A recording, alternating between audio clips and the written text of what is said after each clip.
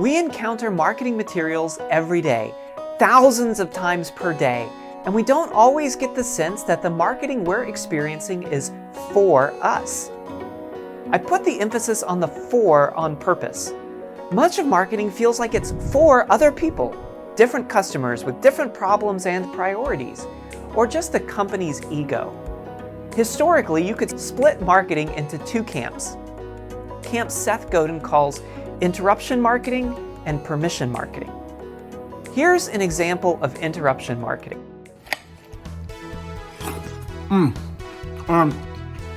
We know you're enjoying this video, but we just want to let you know that Cinnamon Toast Crunch exists. It's delicious. It tastes great with milk, and you should try it sometime. Now, back to the video.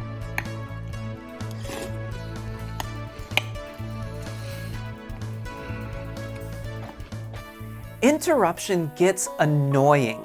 I taught my kids the interrupting cow knock-knock joke as their first knock-knock joke. Big mistake. They don't understand the mechanics of the joke, so now they just yell "moo" at every knock-knock punchline. With enough money, you can interrupt anyone. But should you? Compare this with permission marketing.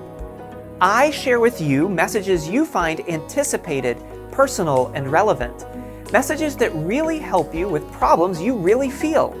And you gift me with permission to share more with you. As we develop a deeper relationship, I can be more and more helpful. You tell your friends, we co-create and collaborate.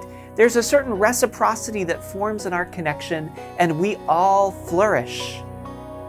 What does this little bit of marketing theory look like in ministry? Let's take newsletters. I've been a missionary with InterVarsity for 17 years, and I've worked at churches. We do newsletters in our world, right? Ministry updates, announcements, prayer requests, the occasional request for financial support. Maybe your cadence is monthly or quarterly or weekly. You with me? Have you ever looked at your open rate on your newsletter? It can be disheartening. Paper newsletters get thrown away unread, emails unopened, bulletins trashed. Why? What if your audience sees your newsletter as an unanticipated, impersonal, irrelevant piece of self-aggrandizing PR? Sure, no one ever said that to you, but the way they treat our newsletters reminds me of comedian Mitch Hedberg.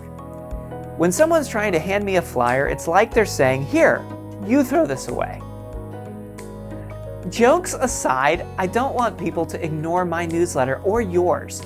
My ministry is exciting and they can participate. We sure could use prayer, and additional financial support would definitely help. So let's apply some of our marketing tools.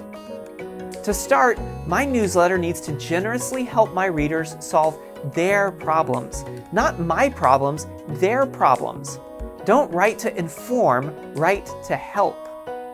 Now let's build permission, anticipated, personal, relevant. First step, boost anticipation. Bunch of ways you can do this. Publish on a regular schedule. Make sure each subscriber knows they're subscribed and how subscribing can help them. Give sneak peeks of what's next. This all builds anticipation. The next step is to make it personal. You don't have to send every newsletter to an anonymous mass audience. You can segment and micro-target your list by audience interest if you want to make it complicated, but you could also send the occasional individual note. I just emailed a ministry partner and friend an early access link to a new course my team is developing on ministering with Gen Z. I know he has teenagers and pastors in the digital space at church. I like him and appreciate him. When I have something that can help him, I share it right away. I'm not a robot, and neither are my readers. They appreciate when I see them and when I'm real. That's personal. Finally, be relevant. This is where it helps to have a Holy Spirit-filled servant's heart. You, friends, in your ministry have uncovered insights, strategies, and failures that can radically bless your readers. My most recent newsletter featured a story about my role mentoring other missionaries. The person I got to mentor was a completely remarkable person and still is, and I feel so proud of her ministry success. I wanted the people who pray for me and financially support my ministry to know the amazing things God is doing through this young leader's life. So I wrote a whole newsletter on mentoring. I encouraged my readers to reflect on who had mentored them. I shared 3 ways I've made time for mentoring in this chaotic season, something my readers would love to do but also struggle with. And then I told my story. This newsletter received double the industry average open rate, and half of all people who read the email responded.